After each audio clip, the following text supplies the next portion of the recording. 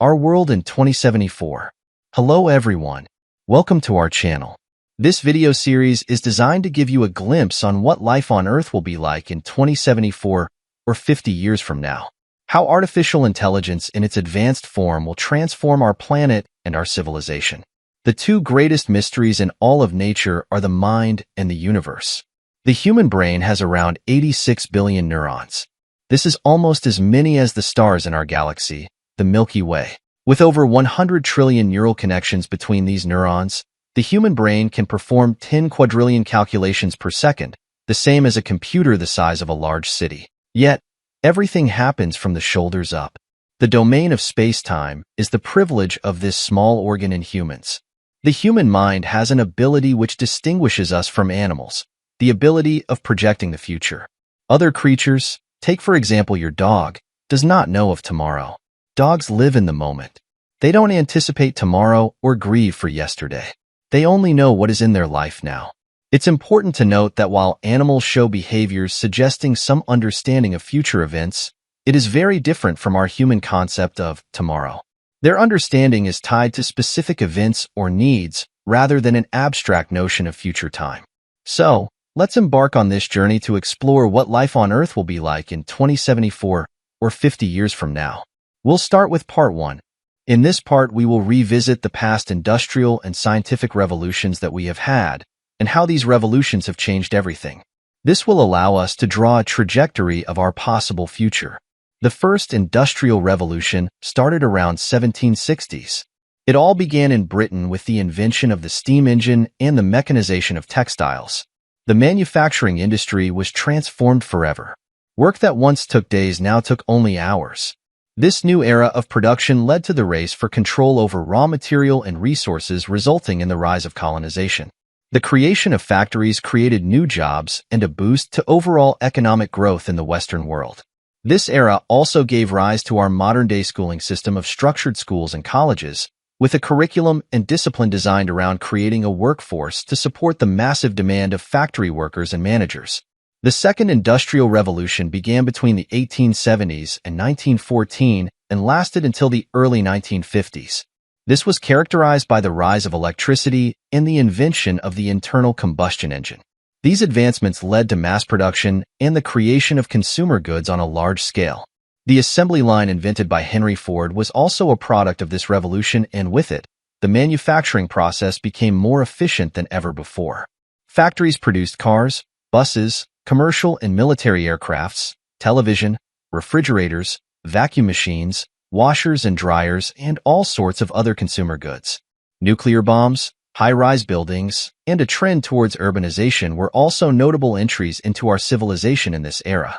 Then we come to the Third Industrial Revolution, which can be called the Digital Revolution. It originated in the late 1960s, and tremendous developments in information technology brought us our modern-day computers, telecommunications technology, the internet, lasers, fiber optics, social media platforms, e-commerce, and spread of information and knowledge via the internet. This third industrial revolution saw massive automation of manufacturing processes and the creation of new industries such as software and information technology. Business and manufacturing processes began to be powered by computers and productivity soared. Humans in the workforce began to be replaced by machines, especially on factory floors. Of course, initially there was a big concern of job losses as with the previous revolutions, but humans still remained relevant and workers adapted and upskilled themselves to use and operate the machines. This era will also be known as the Great Revolution, where humans ventured into space, launched satellites and space telescopes, landed on the moon, and launched numerous other space programs that led to the discovery of the vastness of our universe. And now we come to the present day, the Fourth Industrial Revolution. In just 14 years since 2010, we have witnessed an exponential rise of artificial intelligence, or AI, Internet of Things, or IoT as it is called, biotechnology and nanotechnology wonders. It is now the year 2024, and AI has already begun to transform almost all industries. AI-powered machines can communicate with each other, and decision-making has become increasingly data-driven. This has resulted in a whole new world of possibilities, from smarter and more efficient manufacturing processes to self-driving cars, smart cities, AI-generated creative content like images, videos, audio, music, storybooks and novels, research papers, and a whole lot of other cognitive stuff. AI can now even generate computer programs in minutes, a task that would normally take human programmers months to do. The biggest worry of the day is job losses. Many professions, such as artists, writers and authors, doctors, programmers, lawyers, accountants, bankers, and even the entire production crews of Hollywood movies are nervous due to the potential impact of AI on their jobs and income. The concern of job losses is a serious threat, and rightly so. In the previous industrial revolutions, humans managed to stay relevant due to the fact that machines did not have the capability to generate new stuff on their own. Human creativity and decisions were still required for machines to perform their tasks. But all that is changing now, and changing at speeds that humans are not prepared for. The rate at which AI is improving is creating fears of disruption in almost everything we do. This brings us to the fast-emerging fifth industrial revolution. Some scientists say that we may already have stepped our foot into that era with the powerful capabilities of generative artificial intelligence, computer vision, and highly immersive virtual world technologies. In a couple of years from now, let's say by 2026, AI will be able to generate complete enterprise-level software applications in a few minutes by just following a few instructions, such as prompts given by humans or other machines. It's part 2 of our World in 2074 series. In part 1, we covered the previous industrial revolution since the 1760s, and we concluded that humanity may already have stepped out of the fourth industrial revolution and entered the doorway of the fifth industrial revolution, the artificial intelligence era. An era that will take our civilization into an uncharted territory, possibly a post-human era. So that begs the question, where will we be 50 years from now? Most futurists agree on one fact: the next 2 to 3 decades will bring about the greatest and fastest transformation ever in technology, science, environment, and interpersonal relationships. We are now living in an era of great science acceleration that has unpredictable consequences. In the last decades, we have produced and stored more scientific knowledge than in all the history of humanity. In 2054, knowledge will have doubled by many folds. By 2054, artificial superintelligence most likely will have arrived, and with it, we would be a civilization that might begin to spread at some significant fraction of the speed of light in all directions in the universe. We will start building infrastructure deep in outer space that would then be used by future biological and non-biological human beings for various purposes. What that purpose is depends on how our transition from human to post-human beings unfolds. Humanity is facing the most shocking challenge ever, whose outcome may depend on the continuity of our species. The path we choose will have different consequences.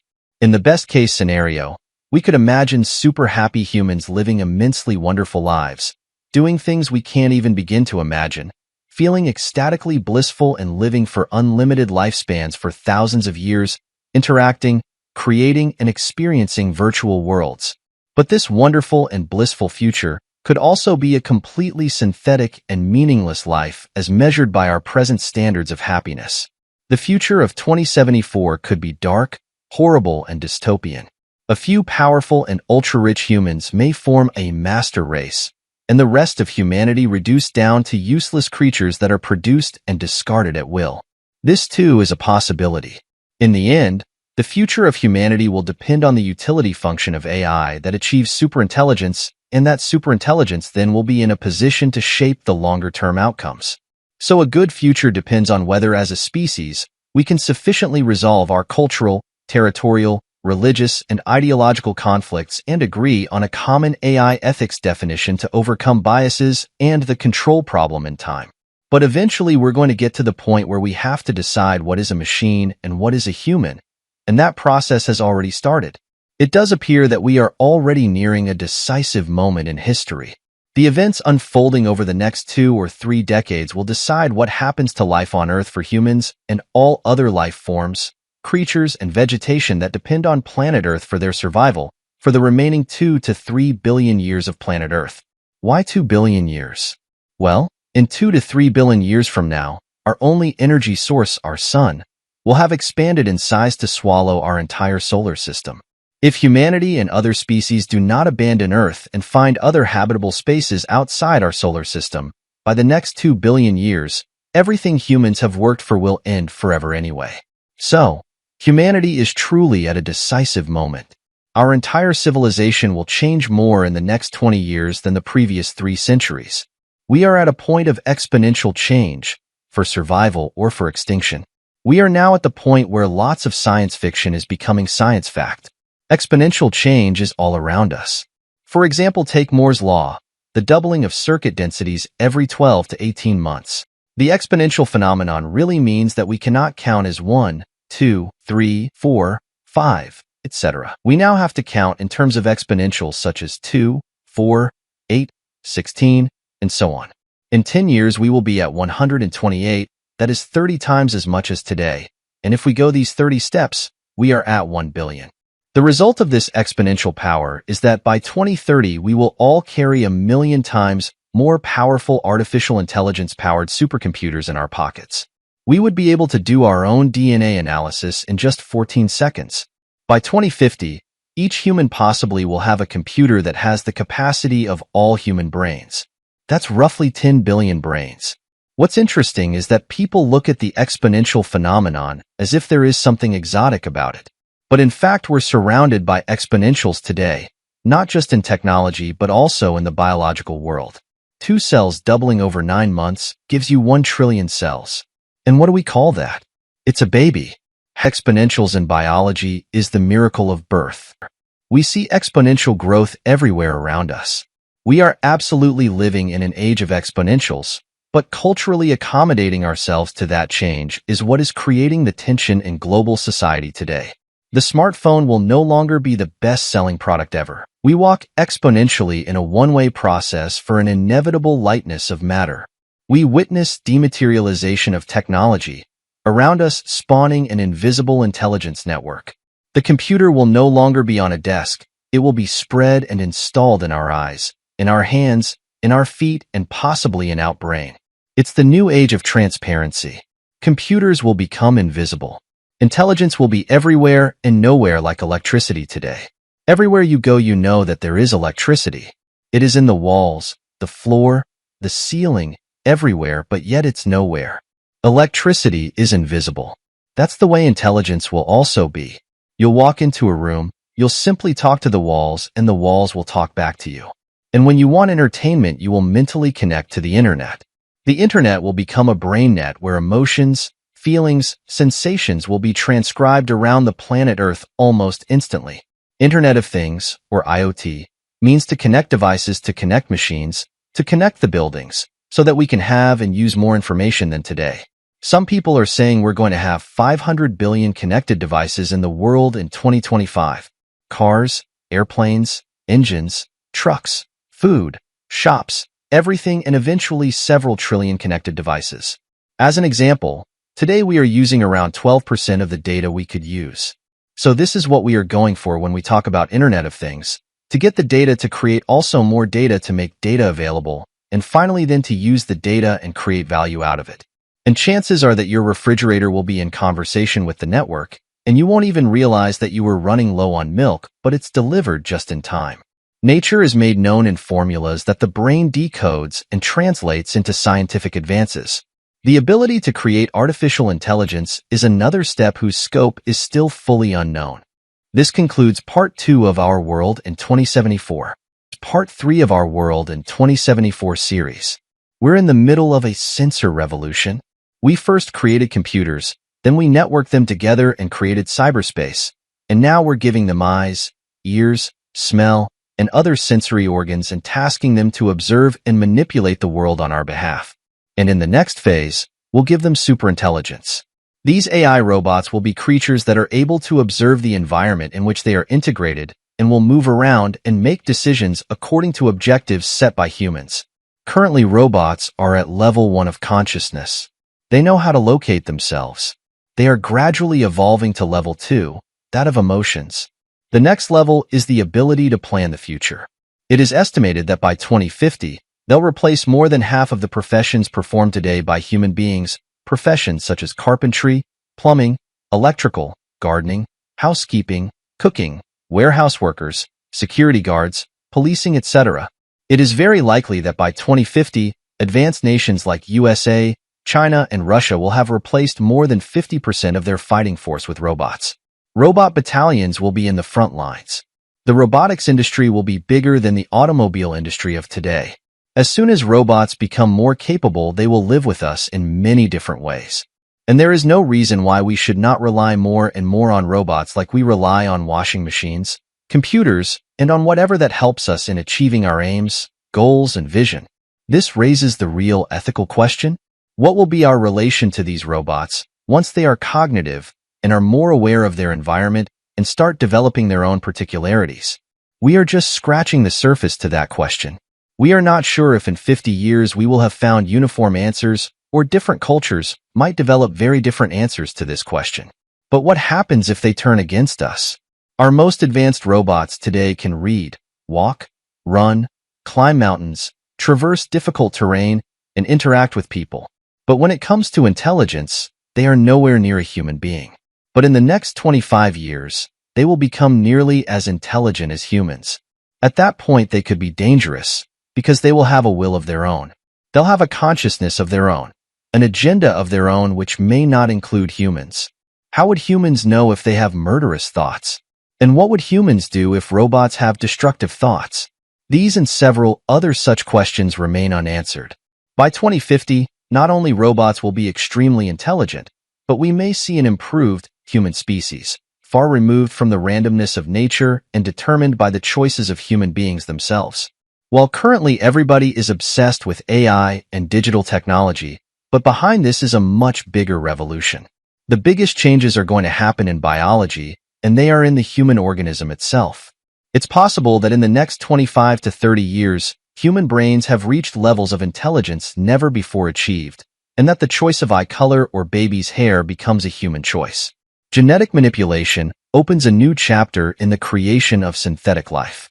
In the next few years, the chance of creating useful bacteria, a new hybrid species in laboratory, is possible. But none of these chances is risk-free. Is this a door we should open?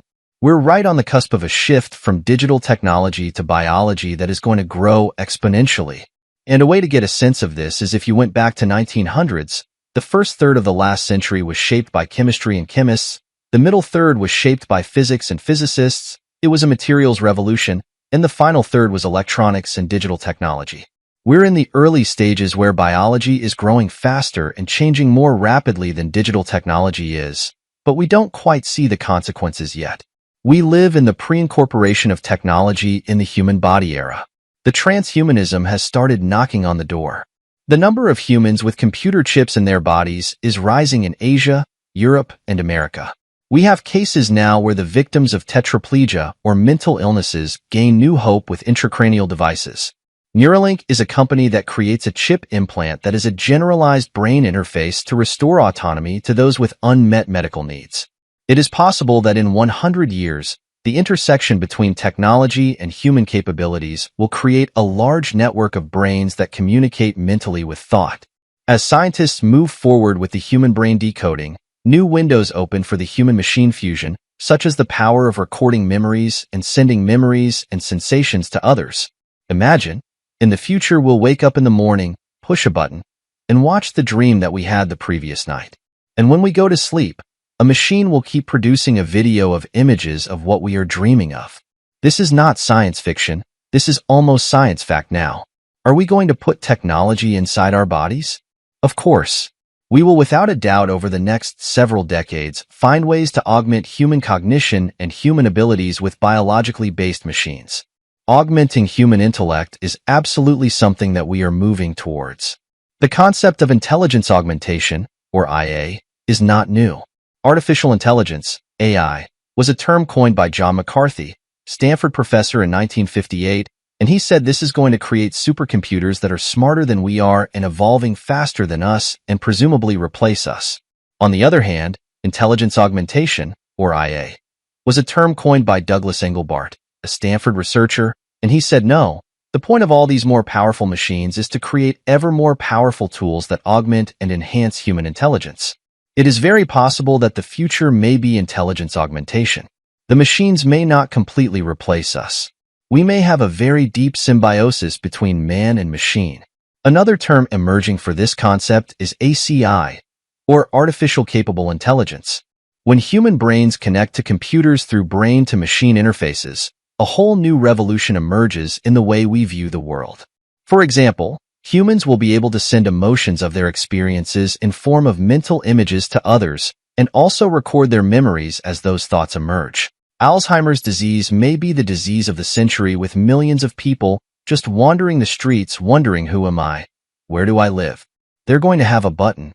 They'll push a button and memories will come flooding into their hippocampus, reminding them who they are, where they live, what they have to do today.